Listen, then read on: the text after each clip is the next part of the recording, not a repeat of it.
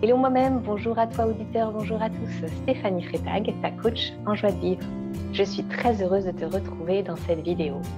Dans mes capsules pleines d'amour, mes invités viennent nous livrer quelques-uns de leurs secrets pour s'aimer plus et profiter pleinement de la vie.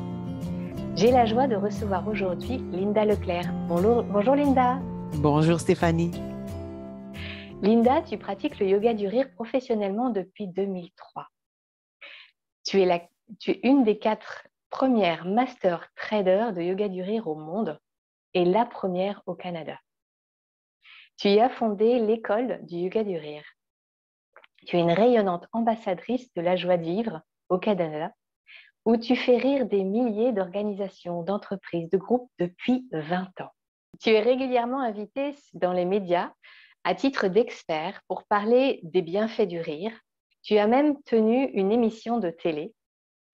Ton dernier projet, le Sommet de la bonne humeur, propose des conférences d'experts internationaux sur ce sujet. Tu vas nous en dire peut-être un petit peu plus. Merci d'offrir au monde un merveilleux moyen de remettre du sourire dans son cœur. Je suis très heureuse de t'inviter aujourd'hui car nous avons le même goût de diffuser la joie de vivre, le rire et la bonne humeur autour de nous. Je suis curieuse d'en apprendre un peu plus sur toi et sur la sagesse que la vie t'a enseignée. Merci. Merci de m'avoir invitée. Linda, pour ceux qui ne te connaissent pas encore, est-ce que tu peux nous dire qui tu es? Eh bien, moi, je suis l'aînée d'une famille de 3 enfants. J'ai 2 frères. J'habite le Québec. Je suis originaire d'une petite ville qui s'appelait Arthabasca et maintenant qui est devenue Victoriaville, qui est située juste à peu près à mi-chemin entre Québec et Montréal. Et donc, j'ai étudié en génagogie à l'Université du Québec à Trois-Rivières. C'est dommage parce que c'est une discipline qui ne s'enseigne plus aujourd'hui. Mais ce que j'ai appris, c'est comment on intervient auprès des groupes, d'utiliser la programmation, l'évaluation, la psychopédagogie, l'animation, l'évaluation, enfin, toutes les facettes qui peuvent toucher au fonctionnement du groupe.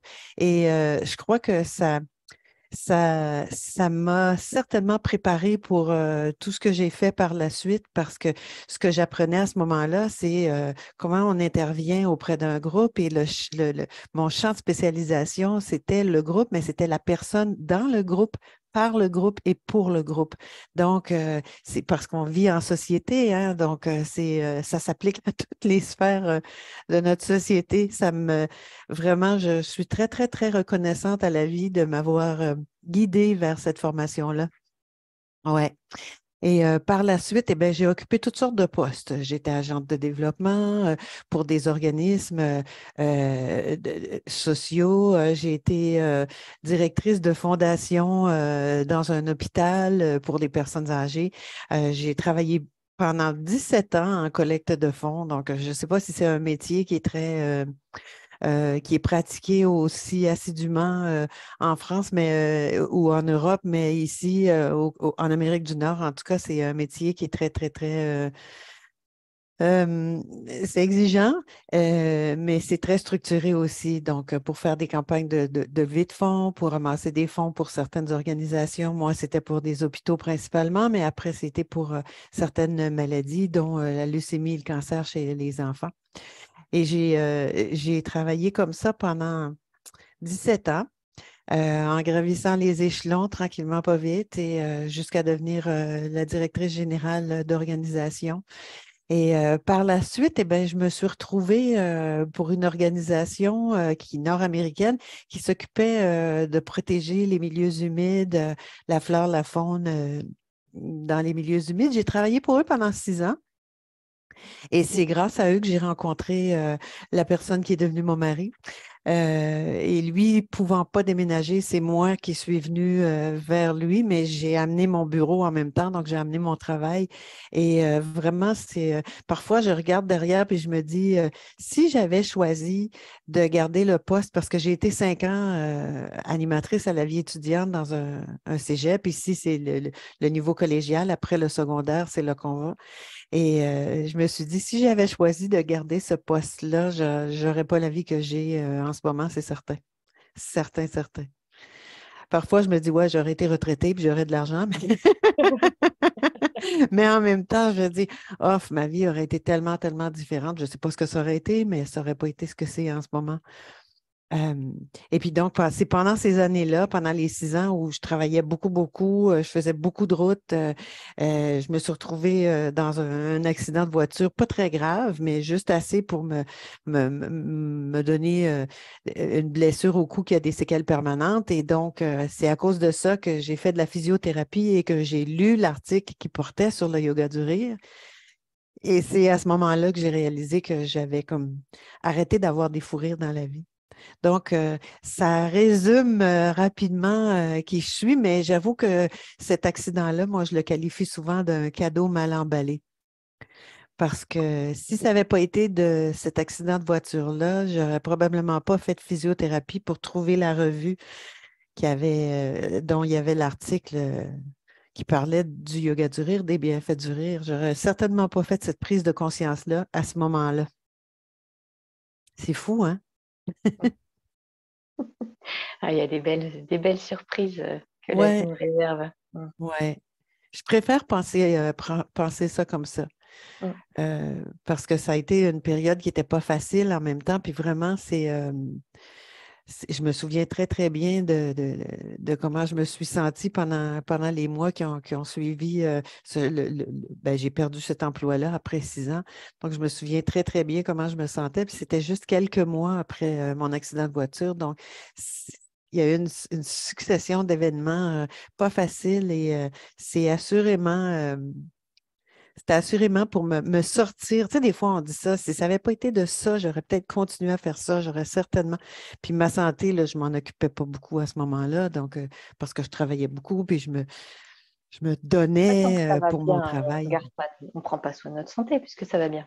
Oui, ouais, ben c'est ça. Sauf qu'on ne voit juste pas les signes. Les signaux, ils sont là, mais on ne s'en occupe pas. Donc, je pense que ouais, ça, c'est une leçon que j'ai appris au fil des années. La vie prend soin de moi. Si moi, je ne prends pas soin de moi, la vie va prendre soin de moi. Ce n'est pas nécessairement de la manière dont je voudrais qu'elle prenne soin de moi, mais la vie prend Bravo. soin de moi. Ouais. Et comment, du coup, le rire, il est rentré? Tu nous parles de cet article. Qu'est-ce qui s'est passé après? Ouais, écoute, ça a tellement. Je lisais ça, puis je me suis posé la question, c'est quand la dernière fois que j'ai eu un gros fou rire, moi? Quand est-ce que j'ai ri de tout mon cœur? Puis j'arrivais pas à me souvenir. Je me souvenais que je riais. J'étais une fille qui riait beaucoup quand j'étais à l'université.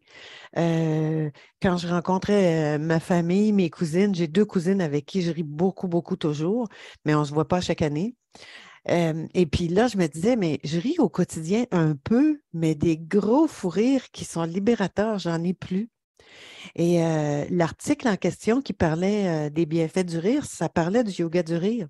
Puis ça a juste assez piqué ma curiosité pour que je me dise, hein, qu'est-ce qu'ils ont créé encore? Parce que yoga du rire, pour moi, à ce moment-là, je me souviens de m'être dit, yoga, c'est calme, c'est tranquille, c'est zen. Rire, ça fait du bruit, les gens ont chaud, ça va pas ensemble. Puis ce que je me suis dit à ce moment-là, c'est si j'ai arrêté d'avoir des fous rires puis que cette méthode-là nous aide à recommencer à rire, je vais aller voir de quoi il est question. J'ai apporté la revue avec moi, puis j'ai lu en arrivant à la maison, je suis allée voir sur Internet, puis j'ai trouvé des liens avec, bon, il y avait des formations en France, il y en avait en Inde, il y en avait, bon, il y en avait en Europe à plusieurs endroits, il y en avait aux États-Unis, il n'y avait rien aussi au Canada. Et puis, moi, je me préparais, là, parce que je me suis dit, bon, mais moi, s'ils donnent des formations pour devenir animateur de yoga du rire, moi, je fais de l'animation avec mes bénévoles, avec les personnes avec qui je travaille. Ben, le lien direct, je vais aller apprendre ça, puis je vais le faire pour moi, puis je le partagerai avec eux. Donc, j'ai fouillé, puis je me préparais à aller en France pour suivre cette formation-là.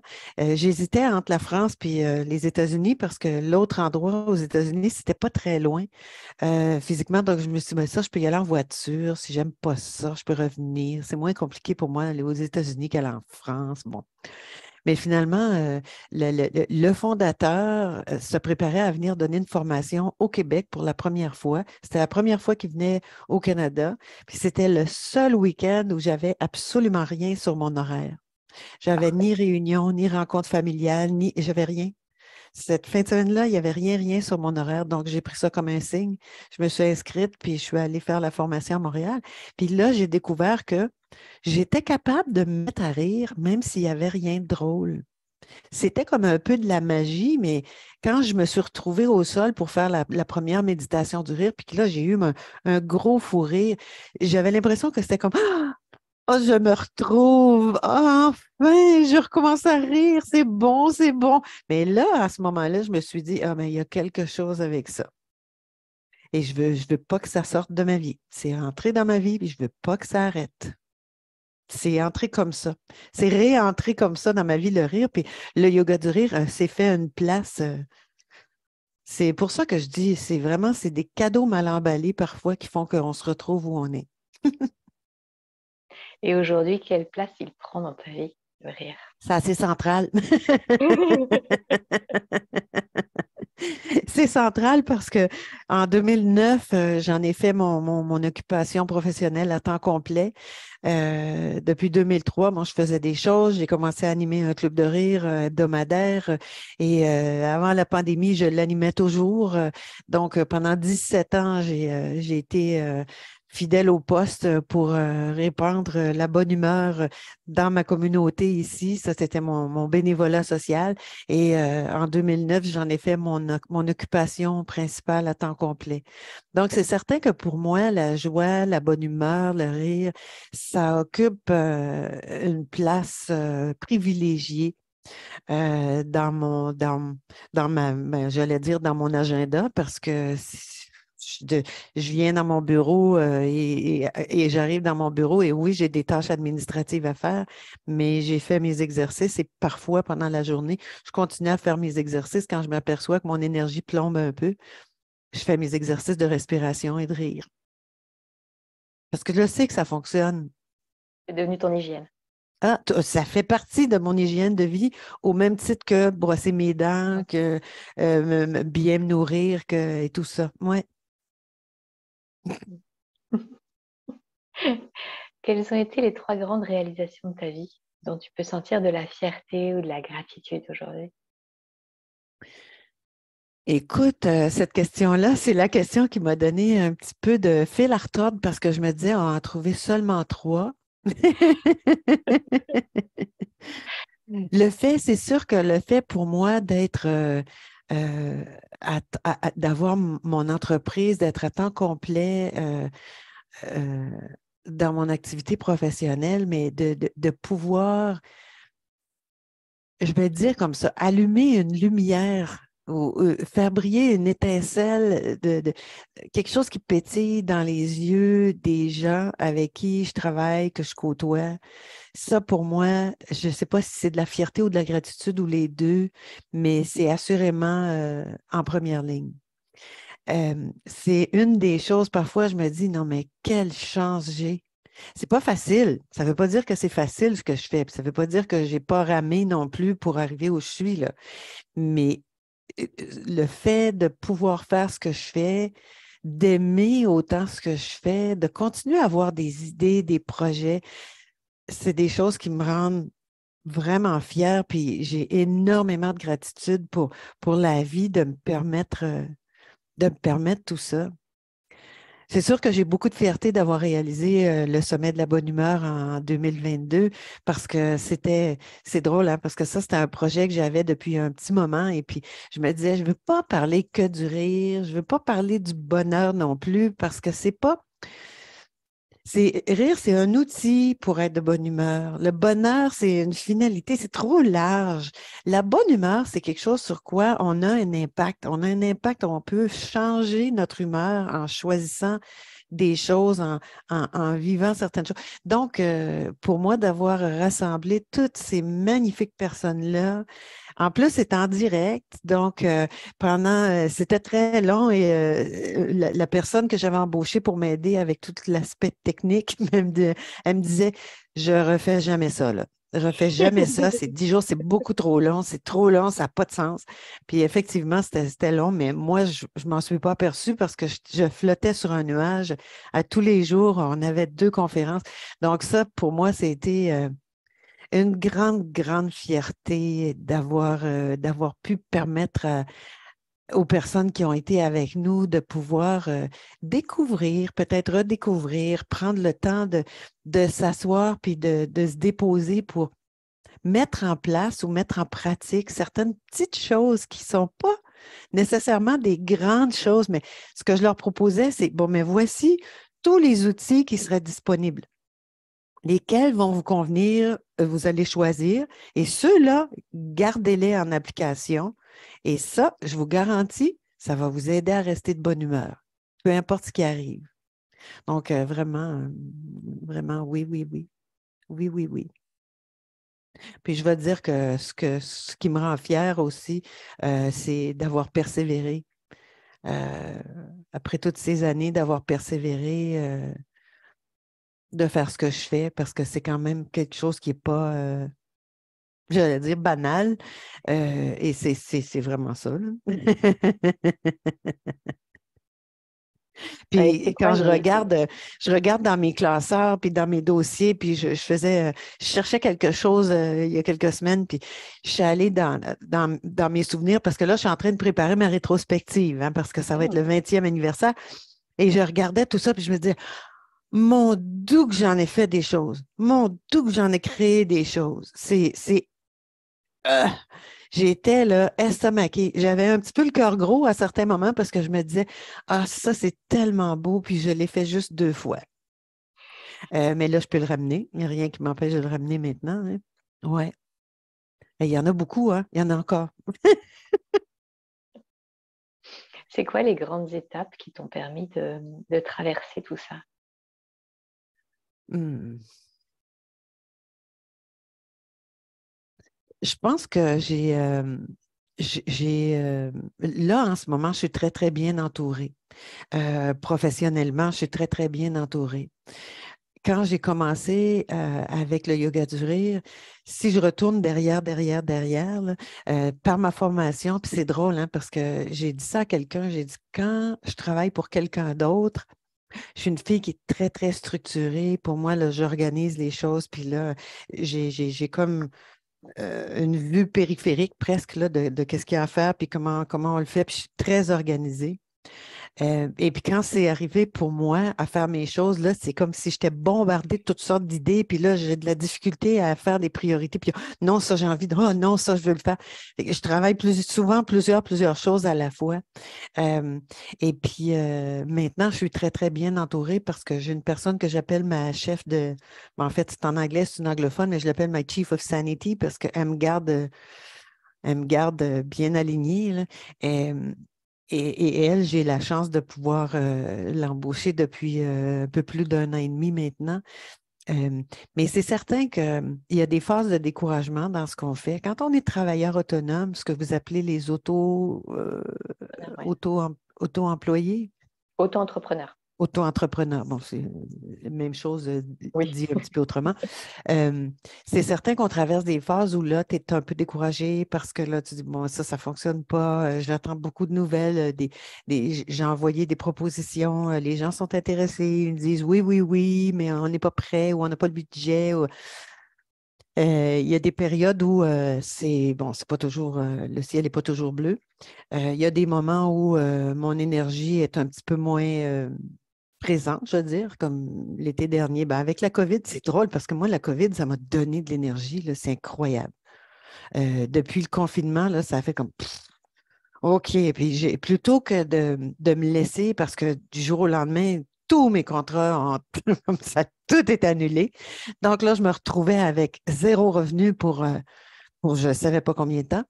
Et j'ai l'impression que tout de suite, là, j'ai changé. Ici au Québec, on dirait, je me suis retournée sur un dissous parce que j'ai pivoté sur un paquet de choses, mais en même temps, euh, quand le corps collabore moins, c'est sûr que là, à ce moment-là, parce que, bon, mais moi, j'ai eu la COVID pendant l'été, puis j'ai été arrêtée pendant presque 3 semaines. Puis pour moi, ça, c'est pas habituel. J'ai de la difficulté à dire, ben là, je prends le temps. Je l'ai fait, là, mais je me suis dit, ben là, je prends le temps. De toute façon, c'est parfait, c'est pendant l'été. C'est c'est plus tranquille pendant l'été. Mais ouais, de traverser des moments où il y a peut-être des petites périodes de découragement. Et parce que ce que je fais, c'est différent et il y a personne d'autre qui le travaille comme moi. J'ai des collègues, par contre, qui ont leur entreprise aussi. Je pense à mes amis en Europe, mais on n'a pas tout à fait le même fonctionnement pour un paquet de choses. Et puis, c'est parfois difficile pas de se motiver parce que ça va bien, là, mais de se sentir, je suis toujours seule à faire mes choses.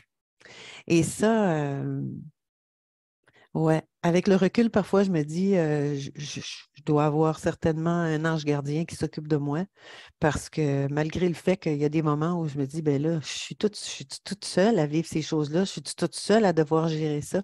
Euh, là, excuse-moi, je lève les yeux parce qu'il y a des mésanges qui viennent dans la mangeoire puis ils me font plaisir ce matin. C'est comme une après l'autre, après l'autre. Un petit oiseau. J'ai juste surveille pour monsieur ou madame Cardinal qui vont venir me faire un coucou. Et ça fait partie des choses qui font que la vie est belle. Les petits bonheurs de la vie. Ouais. Ah, c'est vrai. Donc, quand tu me parlais des étapes à traverser, je pense que c'est sûr que de passer d'une employée qui travaille pour quelqu'un et qui travaille beaucoup, beaucoup d'heures, sans compter à une personne qui perd son emploi, à une personne qui démarre quelque chose. Et là, le démarrage, ça a été vraiment très, très long. Ça a vraiment pris 5 à 6 ans. Et là, je dirais au bout de 4 à 5 ans, là, ça avait commencé à prendre un peu plus forme. En 2005, quand je suis devenue professeure, j'ai pu commencer à enseigner.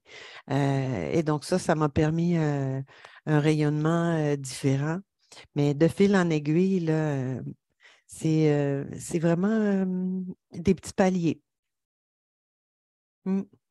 C'est la somme des petits pas qu'il faut avancer et Ouais, qu'il faut ouais, savourer pour pouvoir tenir ouais, la distance, quoi. exactement. Ouais. Est-ce que tu dirais que ta sensibilité a été difficile dans ta vie? Moi, je dirais que non. Je dirais que non, mais il y a des moments où je dirais que c'est parce que je suis très sensible que je peux faire ce que je fais. Puis il y a d'autres moments où je me fais dire arrête-toi pas à ça. Euh, et dans ce temps-là, je me dis, ben, si je ressens, c'est parce que c'est important que je puisse ressentir. J'ai une tante, moi, qui me disait, parce qu'il y a des moments, puis ça, c'est fou, là. En tout cas, je te dis des choses, j'ai l'impression qu'on va être juste toutes les deux, là. On se parle entre nous, mais il y a des moments où, je ne sais pas, mais j'ai l'impression que mon cœur déborde d'amour. Je ne peux pas le dire autrement. Mon cœur déborde d'amour, puis là, je viens les yeux pleins d'eau, j'ai presque, puis là, excuse-moi, c'est presque j'en pleure un peu, là, pas des gros sanglots, mais j'en pleure un peu. Puis ma tante me disait, ça, c'est parce que tu ressens beaucoup l'amour. Mais en même temps, je ressens aussi le reste. Euh, et puis, dans mes séances, puis ça, c'est drôle parce que quand je donne une conférence ou un atelier avec un groupe, je le sais, tu sais qu'est-ce qu'ils sont en train de penser parfois. Quand tout d'un coup, je regarde quelqu'un, puis là, j'ai l'impression que je l'entends passer. Je ne l'entends pas passer, là. Je n'ai pas ces dons-là, mais je ne l'entends pas passer, mais j'ai l'impression que je sais qu'ils sont en train de se dire non, mais c'est complètement fou que ce que nous fait faire là. Mais ça marche. Puis, donc, mais je crois que c'est un atout d'avoir une grande sensibilité. C'est un atout. Même si parfois on se roule en boule dans un coin et puis là, c'est trop, là. Puis c'est drôle parce que je repensais à excuse-moi, je repensais à la sensibilité. Puis tout à l'heure, avant d'entrer en ondes, tu me parlais des réseaux sociaux, les médias sociaux. Et puis, c'est une des choses récemment, j'ai fait une vidéo et j'ai reçu des commentaires comme j'en avais jamais reçu des gens qui me disaient qu'est-ce qu'elle fume, puis juger parce que je suis plus âgée que la moyenne des participants, j'imagine. Donc, de me dire des choses, là, puis vraiment, c'était comme Et puis, pendant peut-être 2 heures, je me suis dit, oh mon Dieu, si je reçois des attaques comme ça, je ne veux pas rester là. Puis en même temps, je me disais, mais c'est pas drôle. C'est pas drôle. Moi, je suis une adulte, je suis solide dans mes choses.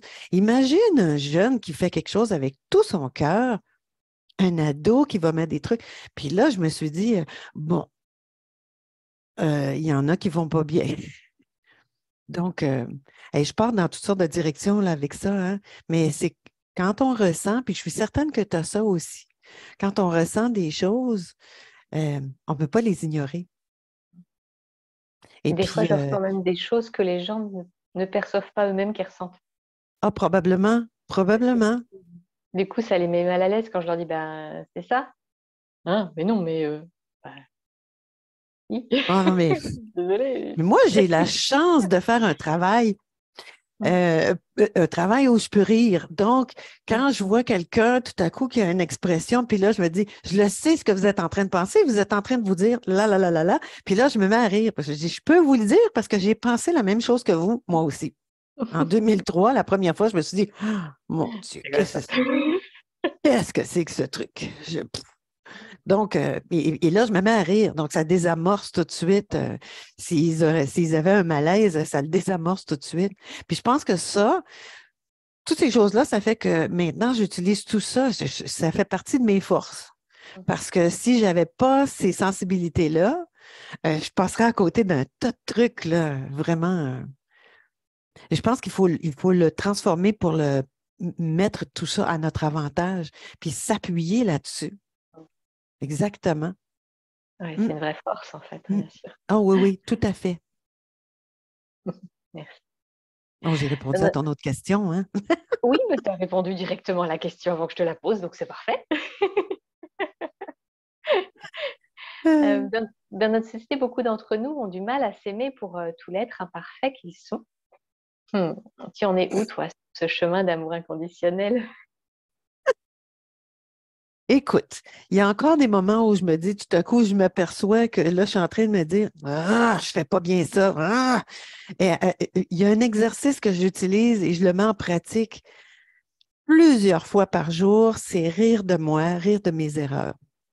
Bon, quand je me regarde dans le miroir, puis j'ai fait une vidéo, je me souviens pas si c'est l'année dernière ou l'année d'avant, mais j'ai fait une vidéo parce que il y a des moments, bon, moi je vieillis comme tout le monde, puis il y a des moments où je me regarde dans le miroir, puis je fais j'ai des rides, oh, ma peau a changé, mes mains, regarde-moi ça, je suis rendue vieille.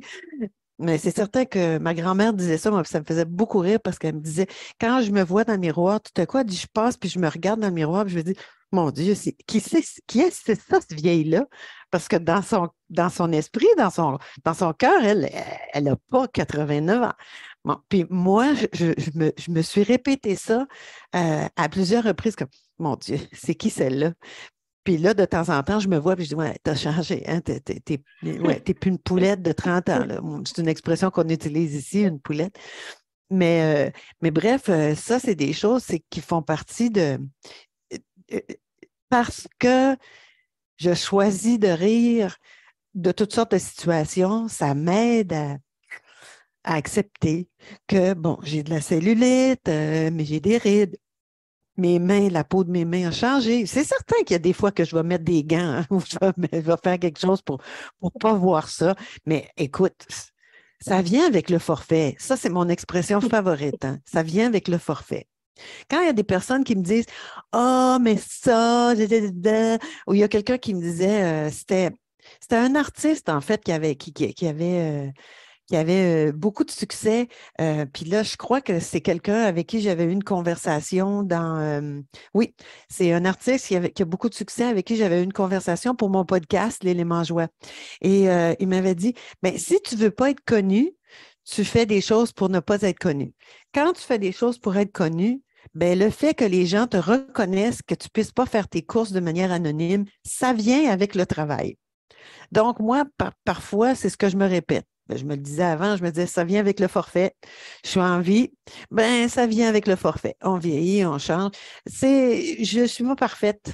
J'essaye, je fais de mon mieux. Le plus de mon mieux que je peux faire, le mieux c'est. Mais ça ne sera jamais parfait. Puis je me Sinon, c'est souviens plus qu'il y un a être humain, en peut-être. fait. Comment tu as dit? C'est plus un être humain. Les seules personnes qui sont vraiment parfaites, c'est des Ben robots, oui, en fait.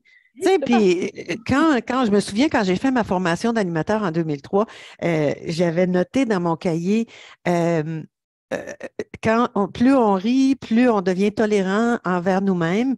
Et quand tu es tolérant envers toi-même, ben, pourquoi tu ne serais pas tolérant envers les autres?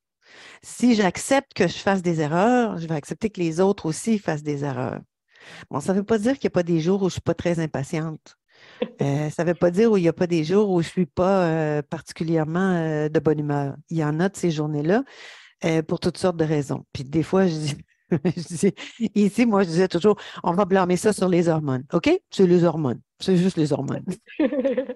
Les femmes, parfois, nos hormones ont le dos large.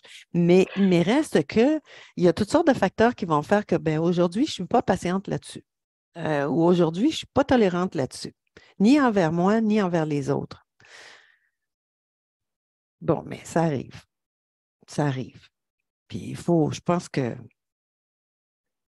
il y a certainement des côtés de moi que j'aime moins, mais dans l'ensemble, je me trouve vraiment formidable.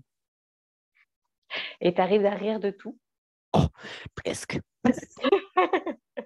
Presque. Il y a des choses que je trouve pas, écoute, il y a des choses, il y a des situations qui sont dramatiques. Ça, je peux pas Oui. nécessairement rire de ça. J'ai accompagné une amie, écoute, elle est décédée en novembre 2020. Les 6 derniers mois de sa vie, je l'accompagnais parce que, bon, on était des amis proches et elle habitait Toronto, qui est à 5 heures et demie de route d'ici. Et puis, j'allais une semaine à Toronto avec elle. Je revenais ici. On préparait les choses parce que elle avait demandé l'aide médicale à mourir. Au Québec, au Canada, c'est légal. Donc, elle savait qu'elle n'allait pas. Elle avait choisi de ne pas prendre la chimio palliative. Donc, elle a dit, ben, on va faire tout ce qu'on a à faire. Et puis, où est-ce que je m'en allais avec ça, là? Oh, il y a un petit oiseau qui vient de se cogner. Si tu arrives à rire de Ah tout oui, et des que tu choses sais qu'il y a des que choses qui j'arrive étaient... pas à rire. On a été capable, puis ça me fascinait parce que on se disait toutes les deux, moi, j'étais capable de rire de beaucoup de choses, puis elle me disait que ça lui faisait du bien de m'entendre rire. Parce que pendant que j'étais avec elle, il y avait des moments où ben, j'étais sur Zoom avec des groupes ou sur Urgence Rire, et puis là, je riais. Elle me disait que ça lui faisait du bien, puis je la voyais sourire quand elle m'entendait rire. Et donc, mais c'est sûr que, bon, après qu'elle est décédée, je n'ai pas été capable de rire. Ben, tu sais, je me suis permis de pleurer ce que j'avais à pleurer amplement. Tu sais, il y a des choses qui sont dramatiques. C'est pas, on ne peut pas rire de ça, là. Faut laisser passer Mais les on peut rire des émotions. petites choses plutôt que de se fâcher, plutôt que de dire ah, où est-ce que j'ai mis mes clés? Ben là, où est-ce que j'ai mis mes clés? Dans ma poche. Ah, mon Dieu, j'ai trop dépensé ce mois-ci, ma carte de crédit. Ouh! Ça aide. Quand on est capable de rire des petites choses, ben, quand il arrive des plus grosses choses, des plus gros événements, euh, on est au moins un petit peu moins prisonnier par ce qui se passe. On est moins dans la cocotte minute, hein. Oui, c'est ça. Ça permet de redescendre. Oui, c'est ça. Est-ce qu'il y a eu un changement dans ta vie où tu as senti que tu t'es choisi? Oh oui. Et récemment, en plus, je le ressens encore plus. Ça m'est arrivé à plusieurs moments de dire, ben là, ça suffit, là, c'est moi que je vais prioriser Linda. Euh, je vais aimer Linda avant d'aimer. cette autre personne. Et ça, je trouve que c'est important. Ça nous rejoint ou ça nous rattrape quand on s'y arrête pas, quand on ne prend pas le temps pour nous, quand on, on se choisit jamais. Il vient un moment où la vie s'en occupe. Et donc, c'est pour ça que parfois je me dis, OK, avant qu'il m'arrive quelque chose, là, je vais. Et puis c'est drôle parce que récemment, j'avais une conversation avec une amie qui me disait écoute, je t'entends là maintenant, puis je pense que tu vas vraiment bien. Ça m'a fait sourire parce que j'ai dit parce que j'allais pas bien avant. Elle dit non, mais là, ce que je t'entends, c'est tu relativises, c'est ça le mot relativiser, relativiser. Ouais, tu relativises les choses, euh, tu te choisis, tu vas mettre à l'avant les choses que tu considères prioritaires, et puis tu tasses qu'est-ce qui est pas nécessairement désagréable, là, mais tu ne vas pas t'appesantir là-dessus. Ben, parce que des choses désagréables, on en vit toutes, là. On en vit toutes et tous. Euh, ouais. Donc, il y a assurément quelque chose. Puis, c'est drôle, hein, parce que il y a quelques mois, il y a quelqu'un qui me posait la question, est-ce que rire, ça a changé ta vie? Puis je me disais, bien, j'ai toujours été assez bon public, moi. Mais là, je m'en aperçois, le fait de rire plus souvent intentionnellement, ça fait que j'ai une image que j'utilise. Quand j'ai expliqué ça, j'ai une image, puis j'ai commencé à utiliser ça dans mes conférences. C'est presque comme, tu sais, les tapis de yoga qui sont très, très minces, là, qui nous empêchent nos pieds de De glisser ou de glisser. déraper, là. C'est très, très mince. Bon, ça nous protège du sol, c'est un peu un isolant pour la chaleur, ça fait le travail. Au quotidien, on a ce petit tapis-là en dessous de nous. Et quand on se permet de rire plus, ce qui se produit, c'est qu'on va ajouter du moelleux à notre petit tapis. Plutôt qu'avoir juste un petit tapis très, très mince, on va avoir un petit coussin. Et il y a même des tapis qui sont un petit peu Là. plus, encore plus confortables. Et là, on peut avoir un matelas. Et ce qui se produit, c'est qu'on a tous des journées où on tombe. Il y a des événements, bien, tomber, là, pas au sens propre, mais au sens figuré. Oh, les Des deux. coups durs qui nous arrivent, des trucs qui nous arrivent qui pourraient nous démolir. Bon, si on tombe sur notre petit tapis tout mince, c'est certain qu'on va se frapper, on va se faire mal. Mais ce qui se produit, c'est ce que je ressens maintenant. C'est que je tombe quand même, mais il y a un moelleux. Donc, je ressens que mon cœur reste toujours joyeux. Il y a des journées où c'est lourd et à ces moments-là, moi, je me dis, regarde vers le ciel, lève la tête. Puis juste le fait de faire ça, bien là, c'est comme, OK, ça, c'est mon moelleux. Des choses vont se produire autrement, ça va passer, tout passe. Donc, je pense que non, c'est un cadeau mal emballé que j'ai reçu, cet accident de voiture-là. Ouais, je connais bien, moi aussi, ça. J'ai eu un électrochoc, moi. Je suis restée accrochée à une lampe à 23 ans Ouh! et, euh, et j'ai mis 2 ans à sortir des séquelles physiques. Et après, j'ai réalisé que ça faisait très longtemps que je riais plus, en fait, hein. J'ai cherché, en fait. J'ai passé 10 ans de ma vie sans rire. Et ouais, c'est long, hein. C'est très long. Ouais. Ce qui est fascinant, c'est qu'on ne s'en aperçoit pas. Non. Moi, je ne m'étais pas aperçue que j'avais arrêté de rire. C'est quand j'ai réalisé que je n'arrivais pas à me souvenir c'était quand, là, je me suis dit, mais voyons, qu'est-ce qui s'est passé dans ma vie? Ça faisait quand même beaucoup, beaucoup, beaucoup plusieurs années là, que j'étudiais plus à l'université. Puis le fait de ne pas avoir de fou rire comme ça, on rit tous un peu, mais rire, rire, rire, là. En fait, c'est pas un Donc, job. pour toi, le rire du choc électrique, c'est pas un exercice. Maintenant, j'en ris. Mais je sais ce que ça fait. Ouais, mais je te souhaite pas de revivre le gros. J'ai pas besoin maintenant, c'est bon. Je l'ai C'est eu, mon bon, gros choc électrique, c'est c'est bon. bon. J'ai pas besoin. Dieu merci. Il y en a eu d'autres, mais voilà. Comment Dieu tu fais, merci. tu fais comment au quotidien pour prendre soin de toi? Euh, Voilà. Est-ce que tu as des routines, des bonnes habitudes? Tu nous as parlé Ouais, ouais. de Ben, rire, premièrement, moi, même. j'ai arrêté de manger du sucre et de la farine il y a un peu plus de 3 ans. Ouais. Et j'ai choisi ça parce qu'à ce moment-là, il y a plusieurs années, j'ai eu un accident. En fait, je suis juste tombée. Je suis tombée sur la glace et je me suis blessée un genou. Et ça a fait que j'ai été un peu ralentie dans mes sports. Mais je n'ai pas ralenti mon alimentation.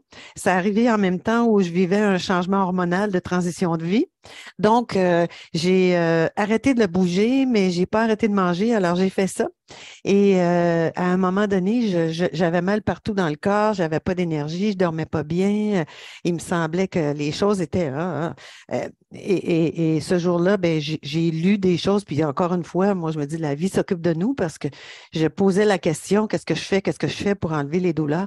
Et puis, j'ai, j'ai rencontré quelqu'un qui avait modifié son alimentation, puis qui me disait, il y a des aliments qui encouragent l'inflammation dans le corps. Il y en a d'autres que, bon. Puis en même temps que je faisais ça, moi, j'ai une amie ben, elle est en Californie maintenant, elle est infirmière et puis on a créé ensemble JoyFit, qui est un programme pour les survivantes de cancer du sein. Et parallèlement à ça, ben, JoyFit, c'est de l'alimentation, du rire, des exercices, du mouvement, des respirations. Et l'alimentation, ben, on avait Joy Food, qui avait des aliments qu'on privilégiait, qui étaient des aliments anti-cancer, supposément anti-cancer. Et donc, j'ai comme fait un mélange de tout ça et en coupant le sucre et la farine, ça a changé mon énergie, le cerveau un peu embrumé, c'est disparu. J'ai repris mon poids que je voulais. J'ai repris le poids que j'avais pendant tout avant. Donc, juste ça, pour moi, c'est un gros, gros, gros changement dans ma vie. Mais au quotidien, je me réveille le matin, j'ai toujours quelque chose que je dis à mon réveil, c'est j'enclenche mon bonheur. Et là, je prends mes respirations, je fais mes exercices de respiration et je ris pendant, ben, des fois, c'est juste une minute quand j'ai pas beaucoup le temps, comme ce matin, je l'ai fait juste une minute, puis je me suis dit, c'est pas grave, je vais rire sur l'heure du dîner parce que je veux absolument avoir ri au moins 5 à 10 minutes à tous les jours.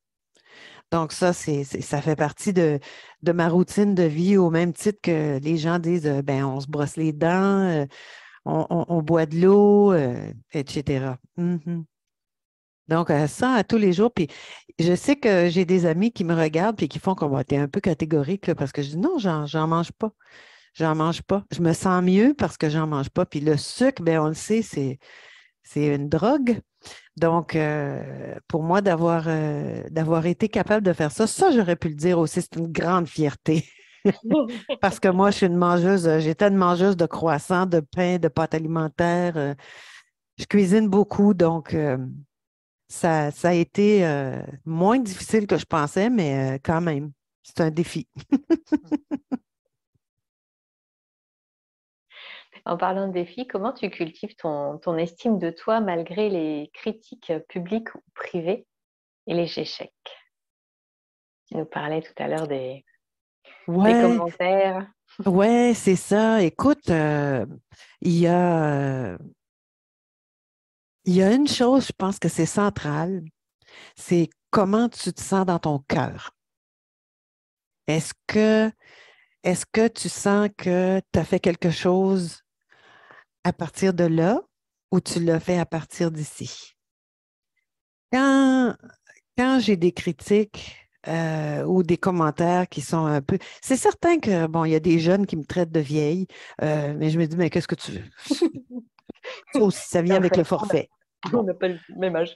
C'est sûr, tu sais, puis je me dis, ben toi aussi, tu vas arriver là, puis tu vas voir. Puis tu vois, j'ai même été la semaine dernière, quand c'est arrivé, la vidéo, j'ai enregistré une vidéo, puis après, je voyais les commentaires, puis je me disais, ah, ça va pas bien. Ça va pas bien s'ils croient tous qu'on doit avoir pris une drogue quelconque pour être capable de rire de bon cœur comme ça va pas bien. Puis j'ai enregistré quelque chose, puis le lendemain, j'ai enregistré autre chose, puis là, je partageais simplement que, ben moi, je le fais avec mon cœur. Mais ton estime de soi, l'estime que tu as de toi-même, c'est est-ce que j'ai fait de mon mieux?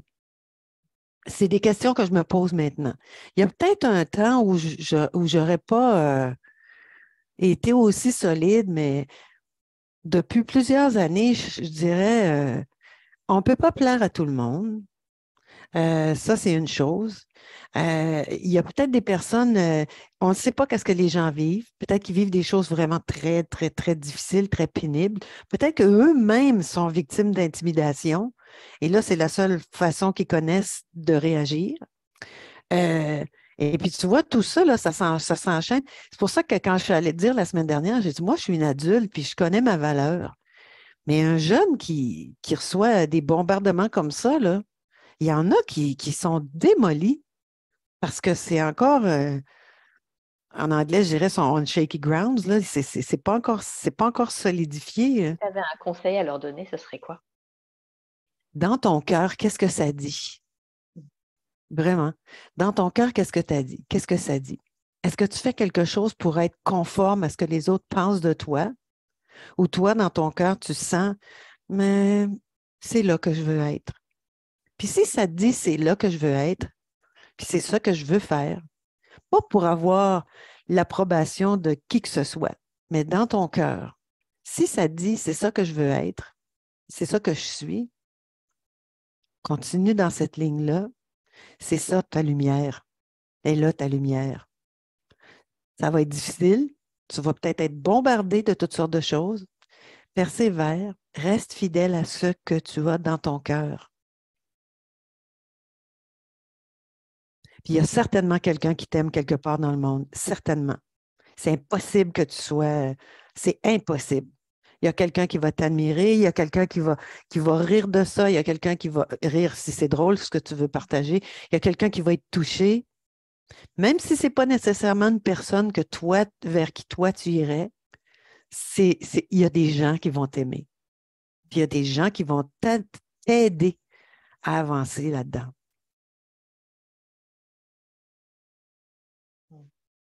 Et je te remercie de m'avoir fait penser à ça parce que c'est un message important. Parce que moi, à l'âge que je suis, à l'âge que j'ai rendu, voyons, à l'âge que j'ai, à l'âge que je suis rendu maintenant, j'ai fait le tour là, ça m'ébranle un peu là, quand je reçois des choses comme ça, mais ça ne m'ébranle pas au point de dire ah, je me cache en dessous d'une roche. Non. Parce que je me dis, ben, c'est peut-être juste pas, comment on dit? C'est pas ma tribu. Ouais. La tribu, c'est des personnes avec qui tu te sens bien, avec qui tu t'épanouis. Des fois, ça peut prendre du temps avant qu'on trouve notre tribu, mais quand on trouve notre tribu, on le sent. Et là, on peut s'épanouir puis être exactement ce qu'on est. Puis c'est tellement, tellement important de persévérer pour la trouver, notre tribu. Donc, peut-être à l'occasion, tu sais, c'est comme on fait toutes des erreurs vestimentaires, là, un moment ou à l'autre dans notre vie, ou peu importe. Et puis là, tu te regardes un petit moment après, puis tu dis, ouais, ça me faisait pas très bien, cette histoire-là. Mais on a porté ça parce que c'était la mode. Ben, c'est un peu le même principe, hein. Tu vas le faire pour te conformer à ce que les autres s'attendent de toi ou ce que tout le monde fait, tout le monde, à ce que les autres font. Mais en dedans de toi, c'est pas vraiment ça. Si toi, tu es fait pour porter quelque chose de flamboyant, puis que là, tu es habillé dans quelque chose de très, ou vice-versa. Dans mon cas, moi, je suis très classique. Donc, le classique, c'est ce qui me convient. Quand c'est trop flamboyant, c'est comme, oh mon Dieu. Bref, c'est ça. Je pense qu'il faut juste regarder ce qu'il y a dans notre cœur, comment ça vibre, qu'est-ce qu'on veut, puis qu'est-ce qu'on voit. Puis parfois, c'est un petit peu embué, là. Il faut faire, faut se donner le droit de le faire. Ouais. Donner le droit de demander de l'aide aussi Oh, tellement, tellement, tellement, tellement, On est tellement mauvais juge pour soi-même. tellement. Puis parfois, c'est juste parce on voit pas les choses. Écoute, moi, j'ai une thérapeute, je suis privilégiée parce que je crois que elle me connaît depuis.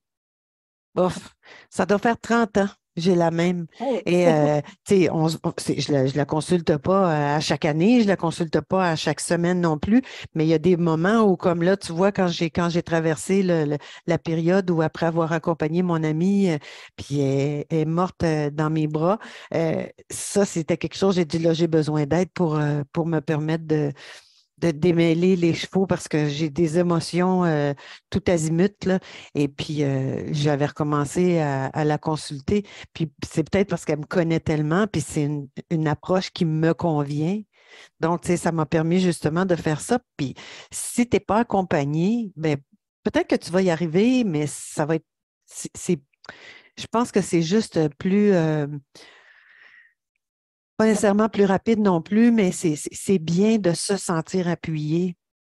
Quelqu'un C'est qui est bien là, de puis se qui nous sentir accompagne, puis soutenue. qui observe avec nous, Mm. guidé un peu d'une certaine manière. Puis il y a des thérapeutes avec qui ça ne fonctionnera pas non plus, là. Donc, tu sais, j'en ai eu une, je me souviens, j'en ai eu une, puis je me disais, je suppose qu'elle a eu son diplôme, celle-là, mais Il y a besoin d'une confiance qui est indispensable oui, entre le thérapeute oui, et la personne. C'est vraiment des deux côtés, quoi. tout à fait. Indispensable. Mm. En conclusion, quel secret la vie t'a appris que tu souhaiterais léguer à ce monde? La nature de notre cœur, c'est d'être joyeux. Il y a des moments où il y a des nuages qui passent dans notre vie. C'est normal. Tout change. Si tu prends pour acquis que la joie, ça va t'arriver comme ça, mais peut-être que tu vas t'apercevoir que tu auras besoin de faire un petit peu de souffler un peu pour déplacer les nuages pour voir un petit coin de ciel bleu parce qu'ils sont toujours là quelque part. Je pense que le seul secret que je partagerais, c'est garde espoir, fais confiance, fais de ton mieux. Garde espoir, fais confiance, fais de ton mieux. Superbe. Merci beaucoup. Alors, merci Stéphanie. J'espère que toi, auditeur, tu profites de ces clés. Fais-toi confiance, vraiment, écoute ton cœur, suis ta boussole de joie. Elle est vraiment là pour t'emmener au bon endroit et la vie va t'y mettre, de toute façon. Oui, J'ai hâte de lire en commentaire tes prises de conscience, ton cheminement personnel, tes questionnements. N'hésite pas à nous écrire sous cette vidéo. Et puis, si cette vidéo, vraiment, elle te touche, n'hésite pas à la partager. Offre-la aussi à d'autres personnes qui pourraient en avoir besoin. Linda, merci beaucoup pour ce temps que tu m'as offert, pour ce partage en profondeur. Quelles sont tes je te actualités du moment? remercie. Ben, tiens, je te donne ça à toi et à toutes les personnes qui nous regardent. Une étoile pour notre Ta cahier. lumière. Brillons ensemble. C'est quoi tes actualités du moment? Eh bien là, je viens juste de lancer un programme qui s'appelle La joie au quotidien, illuminer sa vie pendant 21 jours. C'est un petit parcours qui se retrouve sur planetjoie.com avec toutes les conférences du Sommet de la bonne humeur de l'année dernière. Je suis en train de préparer le Sommet de la bonne humeur 2023 qui aura probablement lieu quelque part au mois de mars. Là. Je passe mon temps à décaler un peu les dates, mais ça se prépare. Il y aura certainement quelque chose. Et il y a un petit accompagnement de 3 jours gratuit qui va être disponible dans quelques jours qui s'appelle Moral Boost. Et ça, on peut y accéder via la page d'accueil de mon site web. Donc, c'est ça. Puis je reprépare d'autres émissions télé pour la saison prochaine. Et là, on prépare un gros événement avec des amis à Montréal. Et ça, vous en entendrez certainement parler. Un beau grand éclat de rire. Merci beaucoup. Vous allez retrouver sous cette vidéo tous les liens pour suivre Linda et puis tous ses projets. C'est chouette. Merci beaucoup, Linda, pour tout ce temps. Un grand merci, Stéphanie. Je vous dis au mois prochain dans une nouvelle interview toujours aussi inspirante. À bientôt. Vous venez de recevoir de la valeur. Je vous invite à redonner de la valeur en partageant cette vidéo. Pour ne rien rater de mes prochaines vidéos, pensez à vous abonner à ma chaîne. En activant la cloche, vous recevrez mes notifications par mail. Je vous souhaite une très belle continuation, une bonne journée et à très bientôt.